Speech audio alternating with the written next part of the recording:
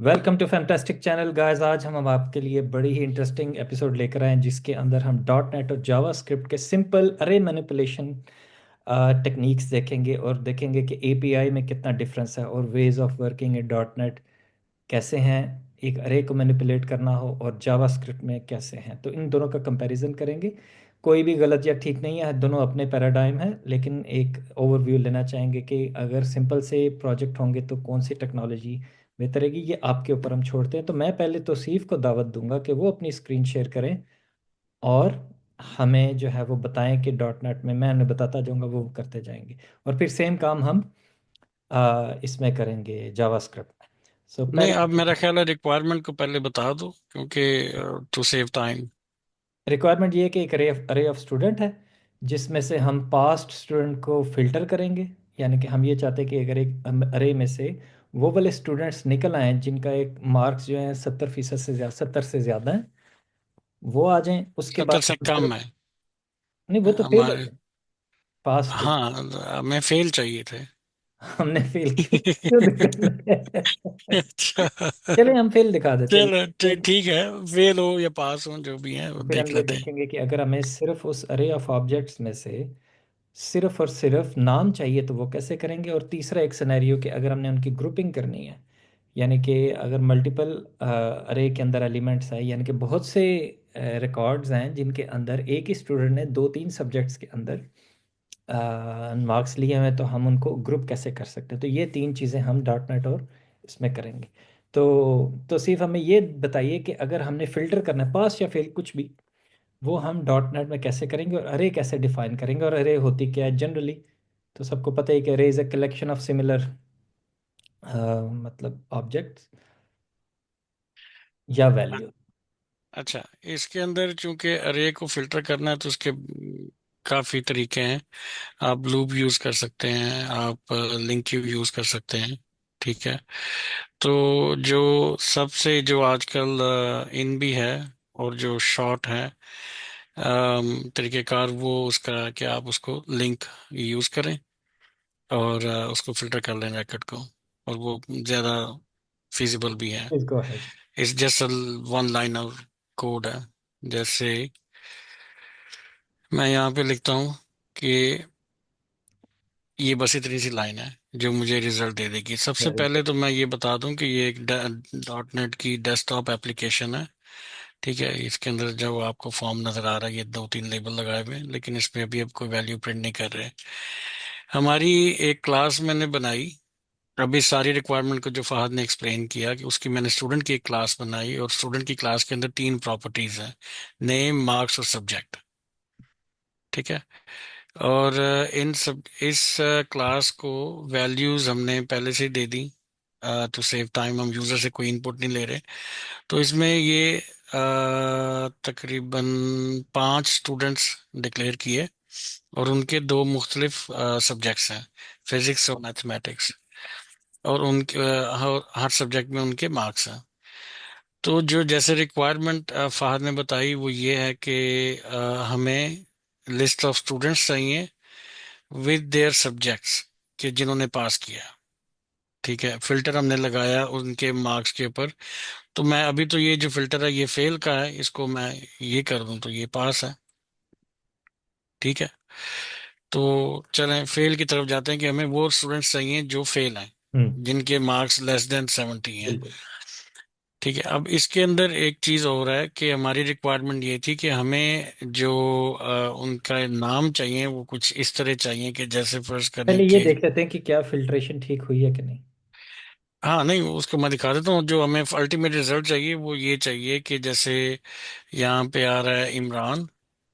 ठीक है। और उसका हमें एक सब्जेक्ट चाहिए मैथमेटिक्स, और हमें उसका सब्जेक्ट चाहिए फिजिक्स, अगर फिजिक्स में भी उसके 70 से कम मार्क्स हैं।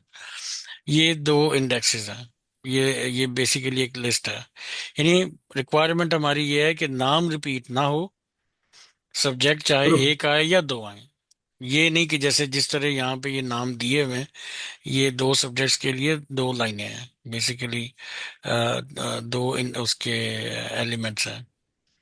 तो फिल्टर को हम चेक कर सकते हैं कि फिल्टर हमने क्यूरी लगाई कि मेरा ये जो ऑब्जेक्ट है, जो ये मेरी अरे है, इस अरे में से रैकेट वो दे दे जिनमें मार्क्स लेस देन 70 है। ठीक है। तो ये हमें रिजल्ट दे देगा, जो कि हम कॉन्फिडेंट कि वो देगा।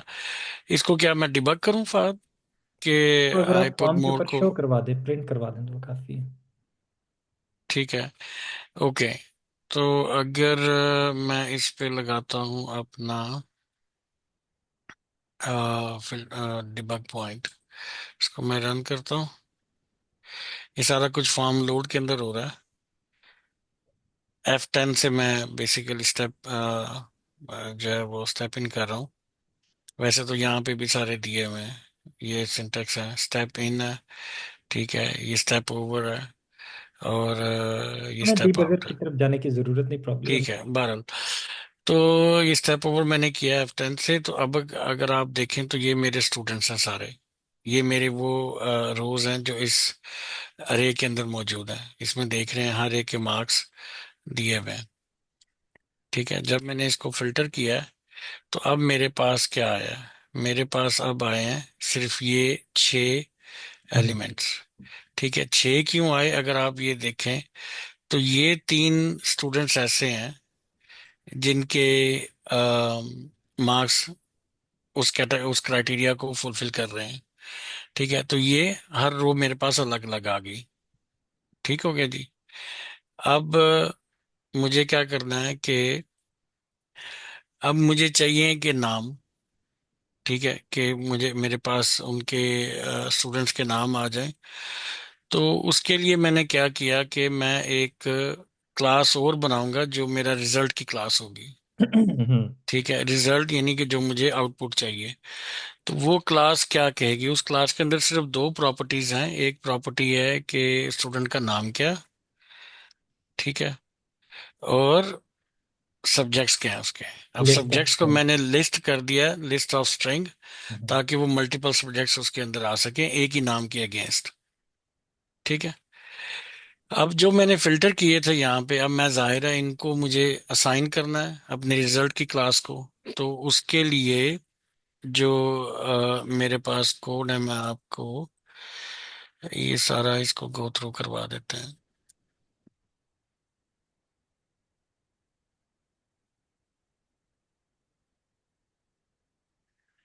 अच्छा, इसको मैं चले असाइनमेंट कह देता हूँ कि मैं बेसिकली वैल्यूज को असाइन कर रहा हूँ अपने रिजल्ट की क्लास के ऑब्जेक्ट के अंदर। तो यहाँ पे अगर आप देखें तो क्या हो रहा है, मैंने एक लिस्ट ऑफ रिजल्ट्स बनाई।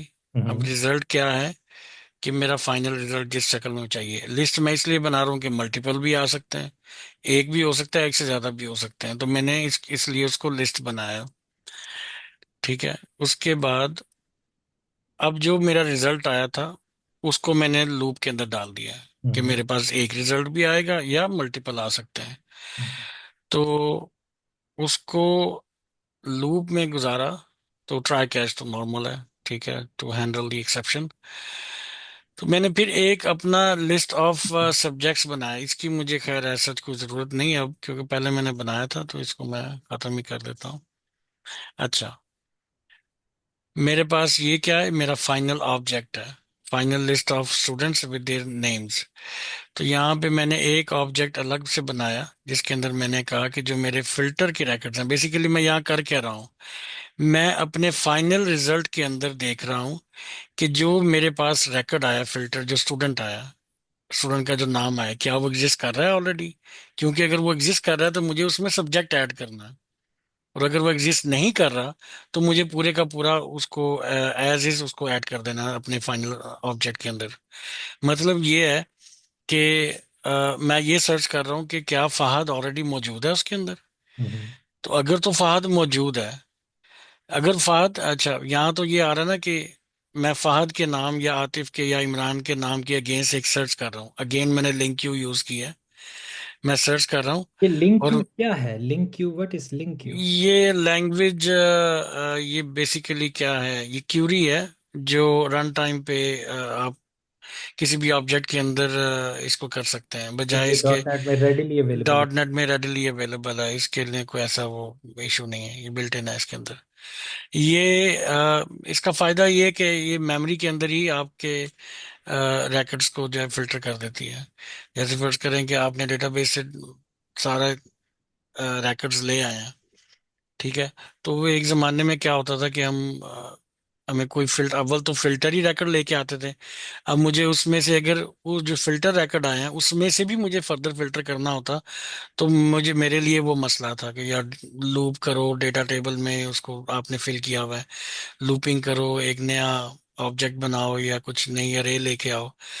तो ये कहता है कि ठीक है आपके पास ऑब्जेक्ट्स आ गए हैं, तो अब आप ऑब्जेक्ट्स के अंदर इसको क्यूरी कर सकते हैं बेस्ड ऑन देयर प्रॉपर्टीज।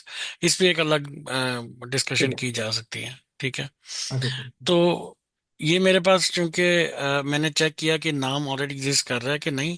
अगर नहीं एग्जिस्ट कर रहा तो मतलब ये नल आएगा, इसमें कोई वैल्यू नहीं आएगी। तो मैंने इसको रिजल्ट को का ऑब्जेक्ट इनिशियलाइज करवा दिया, या उसका ऑब्जेक्ट एक डिक्लेयर किया। उसको मैंने कहा कि जी मेरे अच्छा, मैंने एक और काम किया कि मैंने सब्जेक्ट क्योंकि लिस्ट है, तो मैंने लिस्ट को भी साथ ही इनिशियलाइज करा दिया। बिल्कुल ठीक है। अदरवाइज लिस्ट जो है वो नल आ जाती, तो मेरे लिए वो एरर मुझे क्रिएट करता। तो यहाँ पे मैंने क्या किया, मैंने कहा ठीक है जो मेरा रिजल्ट आया वो उसको नेम में असाइन कर दो, क्योंकि ये मेरी प्रॉपर्टी है रिजल्ट की। और सब्जेक्ट के अंदर उसको ऐड कर दो, जो उसका सब्जेक्ट आया था उसको एज ए सब्जेक्ट एक वैल्यूज में ऐड कर दो स्ट्रिंग। और उस इस ऑब्जेक्ट को जो मैंने लोकली क्रिएट किया था, इसको मैंने अपने फाइनल ऑब्जेक्ट के अंदर ऐड कर दिया। जो फाइनल मेरी लिस्ट है, ऐड मैंने क्यों किया, क्योंकि ये एक लिस्ट है, ये कोई ऑब्जेक्ट नहीं है, सिंगल ऑब्जेक्ट नहीं है।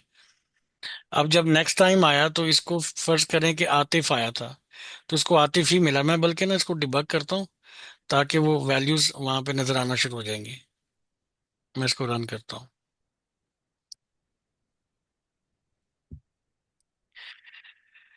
अच्छा जी, ये वैल्यूज आपको याद है, क्राइटेरिया आपको पता है कि हमारे पास ये तीन स्टूडेंट्स आएंगे हमारे रिजल्ट के अंदर, ये तीनों, ठीक है। और इसको मैंने अगर देखें तो मेरे पास, जैसे पहले हमने बात की थी कि वो 6 रैकेट्स आ गए, क्योंकि 3 स्टूडेंट्स हैं, उनके 2 सब्जेक्ट्स हैं। हम्म। हमने लूप किया उसको, तो हमारे पास एक ही स्टूडेंट, क्योंकि ये पहला स्टूडेंट है इमरान, और उसके 63 मार्क्स है मैथमेटिक्स के अंदर। तो यहाँ पे हमने आके अपने फाइनल फाइनल जो ऑब्जेक्ट था जिसके अंदर कोई वैल्यू नहीं है अभी, उसमें चेक किया तो हमारे पास ज़ाहिर नल आया। जब नल आया तो हमने कहा कि ठीक है आप इसको नया। इनिशियलाइज करो और एक नई वैल्यूज में ऐड कर दो। तो इमरान उसके अंदर ऐड हो गया विद सब्जेक्ट मैथमेटिक्स। तो ये मेरे पास फाइनल ऑब्जेक्ट के अंदर ऐड हो गया। अब वो लूप सेकेंड आइट्रेशन में आया। अब सेकेंड आइट्रेशन में अगर इसको चेक करें तो आपके पास फिर इमरान आया, लेकिन सब्जेक्ट आ गया फिजिक्स, ठीक है। तो यहाँ पे आपने फिल्टर किया, तो इस दफा ये ऑब्जेक्ट जो ओबीजे नेम्स है ये नल नहीं होगा, क्योंकि इसको इमरान ऑलरेडी इसके अंदर एग्जिस्ट कर रहा है। अगर आप देखेंगे तो इसके अंदर ये इमरान एग्जिस्ट कर रहा है विद वन सब्जेक्ट। तो ये कंडीशन फेल हो जाएगी, वो यहाँ पे आ जाएगा। अब यहाँ मैंने क्या किया है, मैंने ये किया है इसके अंदर के ऑब्जेक्ट जो नेम्स है मेरा, जो मेरा लोकल यहाँ पे ऑब्जेक्ट है क्लास का, इसके अंदर मैंने उसके सब्जेक्ट को ऐड कर दिया, फिजिक्स को। क्योंकि अब मुझे नाम ऐड करने की जरूरत नहीं है, ठीक है। तो मुझे एक नया सब्जेक्ट ही ऐड करना था उसके अंदर, वो कर दिया। और अच्छा, अब मैंने ये रिमूव क्यों कर रहा हूँ, मैं इसको बेसिकली ये कर रहा हूँ कि जो मेरे पास फाइनल ऑब्जेक्ट था, जो फाइनल मेरे पास लिस्ट मेंटेन हो रही है, उसके अंदर मैंने इमरान का जो एग्जिस्टिंग ऑब्जेक्ट था जिसके अंदर सिर्फ मैथमेटिक्स था, इस ऑब्जेक्ट में अगर आप देखेंगे, इसके अंदर देखेंगे तो अब 2 सब्जेक्ट्स आ चुके हैं, मैथमेटिक्स और फिजिक्स। लेकिन जो मेरी एग्जिस्टिंग लिस्ट थी उसके अंदर सिर्फ मैथमेटिक्स था, तो मैंने उसको रिमूव कर दिया क्योंकि मुझे रिप्लेस करना। रिप्लेस क्यों करना? मीन्स कि देखो, मैं मेरे पास एक फाइनल लिस्ट चल मेंटेन हो रही है, ठीक हम्म। है। उसके अंदर इमरान एक सब्जेक्ट के साथ आ गया था। अब मेरे पास क्या ऑप्शन है, अच्छा चूंकि मैंने जब यहाँ पे मैंने एक नया ऑब्जेक्ट, एक नई वैल्यू ऐड किया सब्जेक्ट के अंदर, ये मेरा जो ऑब्जेक्ट है ये मेरी फाइनल लिस्ट नहीं है, ये मेरा एक जस्ट एक कंप्लीट ऑब्जेक्ट है जो मैं अपनी फाइनल लिस्ट को असाइन कर रहा हूँ। हम्म। अब ये तो ऑलरेडी यहाँ मौजूद है, तो मैंने क्या किया, इसमें जो मौजूद था मेरी फाइनल लिस्ट में उसको मैंने रिमूव कर दिया और इसको दोबारा ऐड कर दिया। Got it. ठीक है।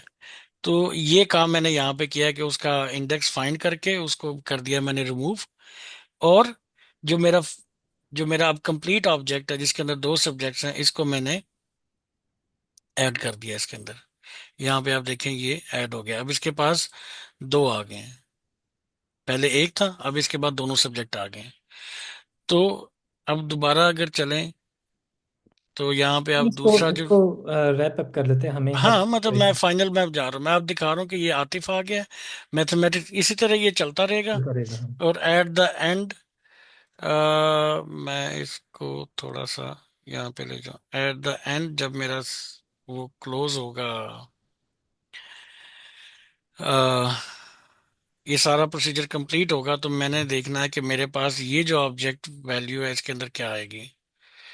तो अगर अब अगर यहाँ पे मैं देखूं तो मेरे पास तीन नाम आ गए हैं हम्म। आतिफ, और हर एक का उसके अंदर दो दो सब्जेक्ट्स आ रहे हैं क्योंकि ये क्वालिफाई करते थे। तो इसी तरह ये तीसरा वसीम का भी आ क्वालिफाई रहा करते थे, फेल्ड फेल्ड स्टूडेंट। है। तो अगर अब इसको चाहें तो हम इसको पास स्टूडेंट्स की लिस्ट भी ले सकते हैं, या हम चाहें तो इसमें किसी की वैल्यू 70 से अबव कर दें, तो फिर उस एक नाम के अगेंस्ट एक ही सब्जेक्ट आएगा। हम्म।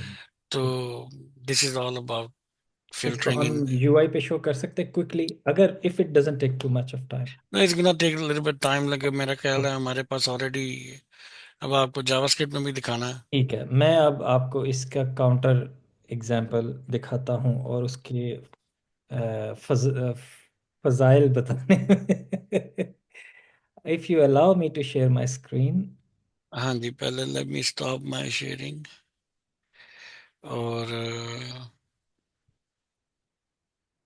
हाँ, आप होस्ट हो। Now I can start sharing my screen. So let me know.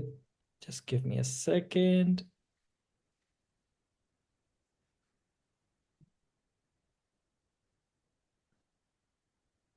अब आप ये साबित करेंगे जावास्क्रिप्ट के अंदर ये 5 मिनट का काम है।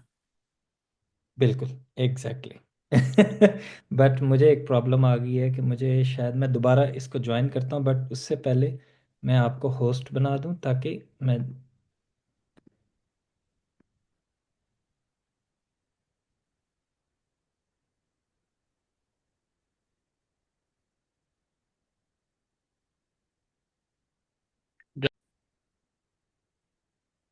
ओके गाइस, अब मैं आपको जावास्क्रिप्ट की एग्जांपल दिखाता हूँ और मैं अपनी स्क्रीन शेयर करता हूँ। तो see let me know once you see my screen. तो इसको हम मिनिमाइज कर देते हैं।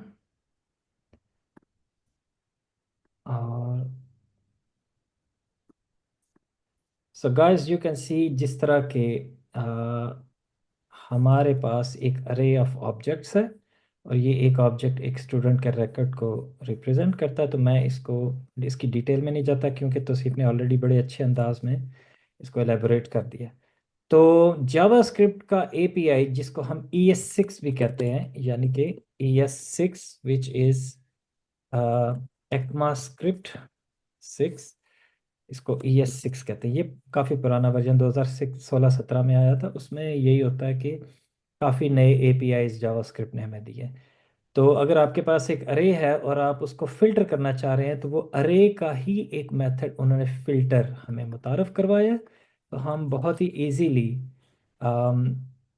किसी भी अरे को फिल्टर कर सकते हैं। जैसे तौसीफ का वो लिंक क्यू का वो है, इसी तरह ये किसी भी इन मेमोरी को अज्यूम कि ये अरे जो है ये हमें किसी एपीआई कॉल से आई है, इसके अंदर ये अरे थी और हम उसको फिल्टर करना चाह रहे हैं पास स्टूडेंट्स जो कि जिनके 70 या 70 से ज़्यादा मार्क्स हैं।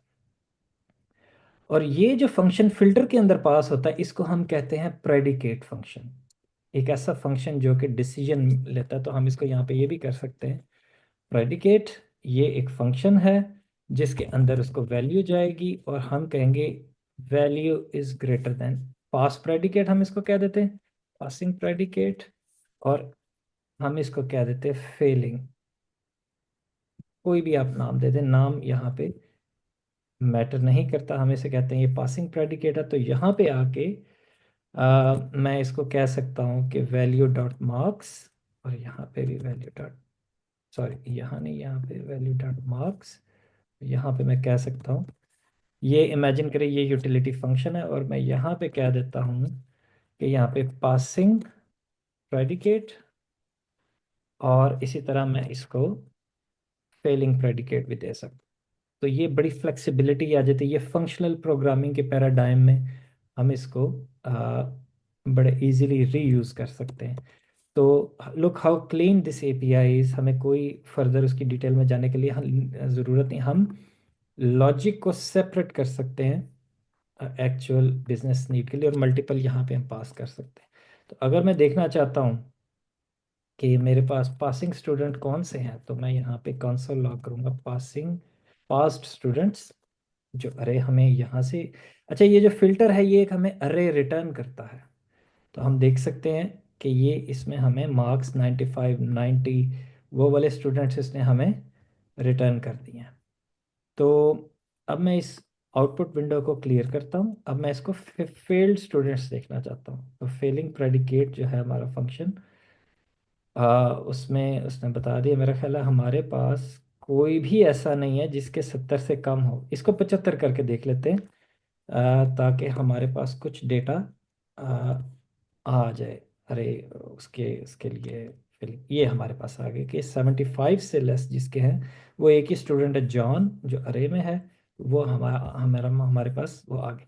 So look how clean the API, और हमें कोई बॉयलर प्लेट कोड इसमें थे। डॉट नेट की ऑब्वियसली एक अपना पैराडाइम है, वो भी गलत नहीं है, बट इसमें ये खूबसूरती है कि इसको मैं अगर इसी चीज़ को अगर मैं देखना चाहूँ कि जो पास्ट स्टूडेंट्स हैं, मुझे सिर्फ उनके नाम चाहिए, तो आप देखिएगा कि मैं इसको चेन भी कर सकता हूँ। और चेन वो मैं कैसे कर सकता हूँ, वो मैं ऐसे कर सकता हूँ कि मैं इधर आया, पास्ट स्टूडेंट्स नेम्स, इसको मैंने नाम दे दिया, और यहाँ पे मैंने आके फिल्टर किया पहले, फिर मैंने यहाँ पे मैप कर दिया, और स्टूडेंट को स्टूडेंट डॉट नेम मैंने कर दिया। यहाँ पे मैं इसको कंसोल लॉग करता हूँ कि पास्ट स्टूडेंट नेम्स मुझे शो हो जाए, तो वो मुझे अब उसके सिर्फ नीचे नाम दिखा देगा। आ, ये उसके वेरिएबल के नाम का कोई इश्यू था, तो अब देखेंगे कि अब मेरे पास सिर्फ और सिर्फ उनके नाम एक ऐसे रीयूजेबल फॉर्म में आ गए, अरे के फॉर्म में, कि जो सॉफ्टवेयर के दूसरे पार्ट्स भी इसको रीयूज कर सकते हैं। तो ये एक बड़ा अच्छा, इसमें मैं मल्टीपल भी कर सकता हूँ, इसको मजीद कर रहा हूँ। Filter also returns a new अरे इन द मेमोरी, इसका एक रेफरेंस और होगा। मैप भी एक न्यू अरे रिटर्न करता है बेस्ड ऑन द प्रोवाइडेड अरे। जो प्रोवाइडेड अरे है वो स्टूडेंट्स की, लेकिन उस इस फिल्ट्रेशन के गुजरने के बाद मेमोरी में एक नई बनी, फिर एक नई बनी, वो अलग है। और ये इम्यूटेबिलिटी के लिए बड़ी ही अच्छी चीज़ है। इसका मतलब ये कि साइड इफ़ेक्ट कोई नहीं होगा। साइड इफ़ेक्ट का मतलब है कि अगर ये वाली अरे, इस अरे को मेमोरी के अंदर प्रोग्राम का कोई और पार्ट भी यूज़ कर रहा है, तो वो चेंज नहीं होगी, बल्कि सिर्फ इसी पार्ट के लिए ये स्पेसिफिक रहेगी, जो कि टेस्टिंग के लिए और प्रिडिक्टेबिलिटी के लिए बहुत एक अच्छी चीज़। अब अच्छा, आप मैं यहाँ पे रोकूंगा आपको। अभी तक कोई ऐसी नई चीज नहीं है जो उसके अंदर डॉट नेट के अंदर नहीं हो रही। मतलब जो आप अरे ये प्रेडिकेट की बात कर रहे हैं, ये वही चीज है जो मैं लिंक क्यू में कर रहा था। बिल्कुल ठीक है, बट ठीक है, मैं ये बता रहा हूँ कि हाँ। बॉयलर प्लेट कोड के आपको क्लास डिफाइन करनी पड़ती है, आपको वो करना पड़ता है, आपको मॉडल नहीं, बनाना वो पड़ता है, वो वो आपको इसमें नहीं। करना, वो तो आप कर ही रहे हैं। क्योंकि मैं अगर उसको क्लास ना भी करूं तो वेरिएबल के जो वार का जो मैंने यूज किया है उसके साथ कर सकता हूं। ठीक है। लेकिन क्लास थोड़ा सा क्लीन है। ओके, आगे चलें। अब आ जाती है बात हमारी ग्रुपिंग की, कि हम इसको चेन भी कर सकते हैं, और प्रेडिकेट हमें एक फंक्शनल प्रोग्रामिंग के पैराडाइम में बहुत अच्छा कर सकते हैं। अब अगर मैं उस फिल्टर्ड को, मैं चाहता हूँ ग्रुपिंग करूँ, तो ग्रुपिंग के लिए हमें ES6 बहुत ही अच्छा एक मैकेनिज्म प्रोवाइड करता है, जिसे हम कहते हैं रिड्यूस। रिड्यूस फंक्शनल प्रोग्रामिंग की पैराडाइम में एक बहुत ही ज़बरदस्त चीज़ है, और ये इसका API बड़ा ही एक यूनिक किस्म का। इसको मैं ज़रा नीचे करता हूँ अभी। रिड्यूस में क्या हो रहा है, कि बेसिकली ये एक एक्यूमुलेटर लेता है। इसको मैं यहाँ पे अभी बात बताता हूँ बाद में कि ये क्या चीज़ हो रही है यहाँ पे। ये एक अरे लेता है इनपुट के तौर पे, जो कि हमें ऊपर फिल्टर से मिली। और ये सेम वही काम जो तौसीफ चेक कर रहा था कि ये एक नई वैल्यू करेगा return. Reduce takes a collection of a similar thing, a particular thing, and reduces it to one value। ये हमें एक वैल्यू एंड पे रिटर्न करेगा। इसकी मैं आपको एक नंबर से भी मिसाल दे सकता हूँ कि ये बहुत सारी वैल्यूज़ लेकर एंड पे एक आउटपुट देगा। और इंटरनली ये कैसे काम करता है उसके ऊपर भी मैं लाइट शेड करता हूँ। Reduce is a very handy thing. Internally ये रिकर्सिवली उसी अरे को इटरेट करेगा। हमें लूप बताने की ज़रूरत नहीं, हमें फॉर लूप लगाने की ज़रूरत नहीं, हमें इंडेक्स बताने की ज़रूरत नहीं, हमें ये चेक करने की ज़रूरत नहीं कि वो क्या है।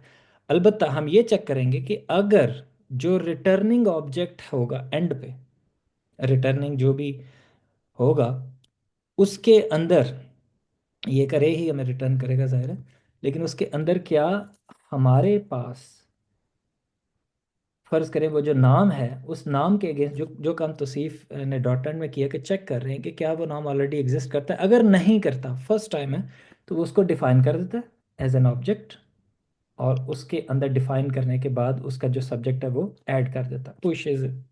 और अगर ऑलरेडी डिफाइंड है तो कुछ ना करे, कोई डिलीट करने की ज़रूरत नहीं, कोई कुछ नहीं। अगर ऑलरेडी एग्जिस्ट करता है तो उसके सब्जेक्ट में जो नया सब्जेक्ट है वो पुश करता है, सिंपल। और एंड पे वो हमें एक्यूमुलेटेड, ये ए सी सी से मुराद है एक्यूमुलेटेड।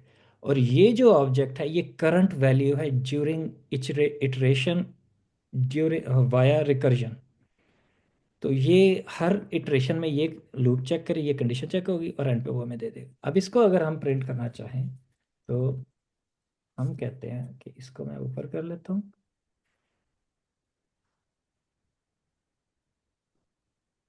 और यहाँ पे पास स्टूडेंट नेम नहीं होगा, अब मैं कहूँगा कि ग्रुप्ड स्टूडेंट्स। यहाँ पर आया और मैंने यहाँ पे ये किया। ये हमारे पास ये आ गए कि ये मुकेश है। मुकेश के जो है वो सब्जेक्ट, चूंकि वो एक ही था तो इसलिए वो वही आया। अली जो है वो उसके सब्जेक्ट्स में मैथमेटिक्स और बायोलॉजी है। इसी तरह पेड्रो, पेड्रो के भी एक ही बायोलॉजी था। और अगर मैं यहाँ से फिल्ट्रेशन निकाल देता हूँ तो ये हमारे पास सारे आना शुरू हो जाएंगे जो भी उसके सब्जेक्ट्स होंगे जी, जो हमारे पास अरे डिफाइंड। तो ये रिड्यूस का जो है ये एक बहुत ही, ये एपीआई आप देखें कितना क्लीन एपीआई है, बॉयलर प्लेट कोड नहीं है। आपने टोटल इतनी लाइनों के अंदर वो सारा काम कर लिया जो कि ज़ाहिर जावा हो गई या object oriented based programming languages होती हैं उनकी ये मजबूरी होती है। तो और ये वाला जो काम है ये सर्विस लेयर का काम है पर्टिकुलरली, क्योंकि सर्विस लेयर का मतलब है कि ऐसी लेयर एप्लीकेशन के अंदर या सॉफ्टवेयर के अंदर जिसका काम डेटा ट्रांसफॉर्मेशन है, डेटा मैनिपुलेशन है, एडिशन है, मल्टीप्लिकेशन है, एडिशन या रिमूवल है, वो सर्विस लेयर का काम होता है। तो इस तरह के ऑपरेशंस जो कि हैंड ओवर करते हैं डाटा एक जगह से लेकर दूसरी जगह को और यूटिलिटीज़ प्रोवाइड करते हैं, तो ये उस लेयर के लिए ये बेहतरीन एक एपीआई है। और हम इसको जितना मर्ज़ी चाहें चेन कर सकते हैं, मज़ीद फ़िल्टर लगा सकते हैं। और रीडेबिलिटी इस कोड की बहुत है और बहुत ज़्यादा जिसे कहते हैं कि खलारा नहीं है। तो ये इसके अपने वो हैं। तो सिर्फ अगर आपका कोई क्वेश्चन है तो इसमें ज़रूर पूछिए। कोई अगर एपीआई आपको लग रहा है कि ये जो है ये डिस्ट्रक्चरिंग है करंट वैल्यू की, और जावास्क्रिप्ट में डिस्ट्रक्चरिंग होती है। फॉर एग्जांपल मेरे पास अगर ये ऑब्जेक्ट है, फॉर एग्जांपल मैं कहता हूँ स्टूडेंट ऑफ पर्टिकुलर, मैं कहता हूँ नेम फहद, और मैं कहता हूँ सब्जेक्ट जो है वो क्या देते हैं केमिस्ट्री, और मैं कहता हूँ मार्क्स इसके 680 कह लेते हैं कुछ भी है। और टीचर का मैं नाम दे देता हूँ जॉन फॉर एग्जांपल। अब मैं ये चाह रहा हूँ कि मुझे सिर्फ सब्जेक्ट और मार्क्स चाहिए इस स्टूडेंट में से, तो मैं इसको डिस्ट्रक्चर कर लूँगा इस तरह कि मैं मार्क्स और सब्जेक्ट निकाल लेता हूँ इसके अंदर से और मैं कहता हूँ स्टूडेंट। और इसको मैं कह देता हूँ console डॉट लॉग कर दे मार्क्स एंड सब्जेक्ट, और नीचे वाला मैं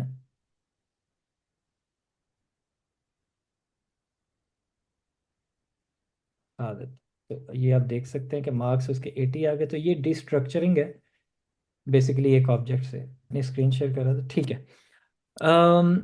सो ये दिस इज ऑल अबाउट ये जो है um, आप देख सकते हैं कि हम इसको नहीं बहुत ठीक है, वो कोड क्लीन है, काम वही कर रहा है जो काम डॉट नेट के अंदर हो रहा है।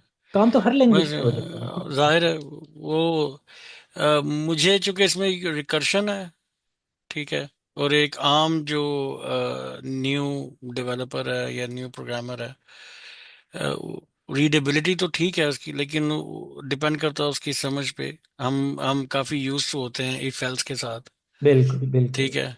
तो वो इफ एल्स हालांकि इसमें भी की जा सकती है, जो काम आप रिकर्शन के अंदर कर की रहे जा हैं वो सकते, इफ बट एल्स में भी दैट की इज जा नॉट द राइट वे, क्योंकि रीडेबिलिटी। मतलब कोड क्वालिटी के पॉइंट ऑफ व्यू से या उसकी क्योंकि अब ये एक जमाने में इशू होता था कि जी number of hmm. Line of code जो है वो बहुत बड़े बड़े, और अब वो चूंकि बहुत प्रिसाइज हो चुका हुआ है, काफी फंक्शन आ गए, यूटिलिटी फंक्शंस काफी ज्यादा आ चुके हैं। तो उससे काफी चीजें जो हैं वो आसान हो गई हैं। आसान इन अ वे कि आपको इतनी लंबी चौड़ी लाइनें लिखनी नहीं पड़ती, इवन डॉट नेट के अंदर भी। जिस तरीके से मैंने किया वो एक बड़ा कन्वेंशनल सा तरीका है, ठीक है। उसको उसके अंदर भी रिड्यूस्ड लाइन ऑफ कोड्स आप लिख सकते हैं, रिकर्शन कर सकते हैं, बट मैंने उस तरीके से किया नहीं उसको। Exactly. तो तो वो जो रिड्यूस की बात की, ये देखिए वन लाइनर एक है कि अगर आपके पास एक नंबर ऑफ वो है, अरे ऑफ नंबर्स है, और अगर आप सम करना चाह रहे हैं तो आप एक अपना सम का फंक्शन रिड्यूस के जरिए लिख सकते हैं। वो देखिए एपीआई कितना क्लीन है कि हम इवन के इसको फर्दर सिंप्लीफाई कर सकते हैं। ये हमने एक फंक्शन बनाया और यहाँ पे मैं सम पास कर दूँ, ये यहाँ पे वो आ, जो भी आप ऑपरेशन परफॉर्म करना चाहते हैं वो यहाँ पे कर देंगे। तो ये क्या करेगा, इन मल्टीपल वैल्यूज की इनपुट लेगा और एट द एंड हमें एक वैल्यू रिटर्न करेगा, जो कि एक्यूमुलेटर जो है प्रीवियस वैल्यू है, और प्रीवियस वैल्यू को करंट वैल्यू में ऐड करेगा। और ये इसकी इनिशियल वैल्यू है, जीरो से हम इसको इनिशियलाइज कर रहे हैं। और पहली दफ़ा जब आएंगे तो एक्यूमुलेटर में ज़ीरो वैल्यू होगी और करंट वैल्यू में 10 होगा। और फिर जब दूसरी इटरेशन में आएगा तो ये 45 होगा यहाँ पे, और इसमें 10 होगा। फिर जब यहाँ पे इटरेट करेगा तो यहाँ पे 80 होगा, और वो पिछलों का सम होगा। तो इस तरह ये all the way through and पे जाएगा, और एंड पे हमें ये रिटर्न कर देगा। ये एरो फंक्शन में अगर करली ब्रेसेस ना हो तो ये बाय डिफ़ॉल्ट वैल्यू को रिटर्न कर रहे हैं। तो ये एक एक इंट्रोडक्शन है जावास्क्रिप्ट के फंक्शनल प्रोग्रामिंग के पैराडाइम का। इसको हम आगे भी लेके चलेंगे कि डॉट नेट के अंदर एफ पी यानी कि फंक्शनल प्रोग्रामिंग क्या होती है, कंपोजिबिलिटी क्या है, मोनेड्स क्या होते हैं, और फंक्टर्स क्या होते हैं, मैथमेटिकल रिप्रेजेंटेशन क्या होती है। ये इस पे भी हम बात करेंगे फ्यूचर की एपिसोड्स में। मगर हम्म ये is just a way, as I said कि देर इज़ नो राइट और wrong way in dot net. हर लैंग्वेज का एक अपना तरीकाकार होता है। बट अगर आपने डाटा मैनिपुलेशन करनी, Python is also very strong contender for data manipulation. मेरा ख्याल है जावास्क्रिप्ट उससे बेहतर नहीं है। मगर अगर आपका जावास्क्रिप्ट का है तो उसके अंदर फिर ये इस तरीके से हो सकता है। So this is all about JavaScript. और इसमें हम हम्म रिड्यूस को काफ़ी कॉम्प्लेक्स तरीके से भी यूज़ कर सकते हैं, और वो एसिंक्रोनस भी हो सकता है, लेकिन हम वो फ्यूचर एपिसोड्स में डिस्कस करेंगे। So now I will stop sharing hmm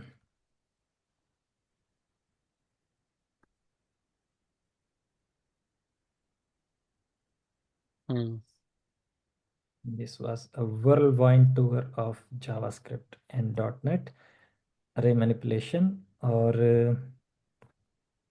the whole idea is कि uh, फिर हम इस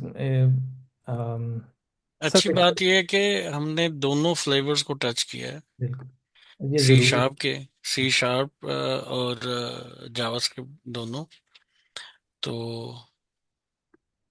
इसकी आने वाली एपिसोड्स इससे ज्यादा मजे की होंगी, उसमें और मजे मजे के काम होंगे। एग्जैक्टली। ठीक है, अभी एज मैंने कन्वेंशनल उसके सी शार्प के अंदर किया है, कोर के अंदर और फीचर्स हैं। हम्म। ठीक है, तो उनको भी आहिस्ता आहिस्ता हम डिस्कस करेंगे। बिल्कुल। आज की एपिसोड हम यहीं पे ख़त्म करते हैं, तो hope to see you soon guys. Bye. Bye.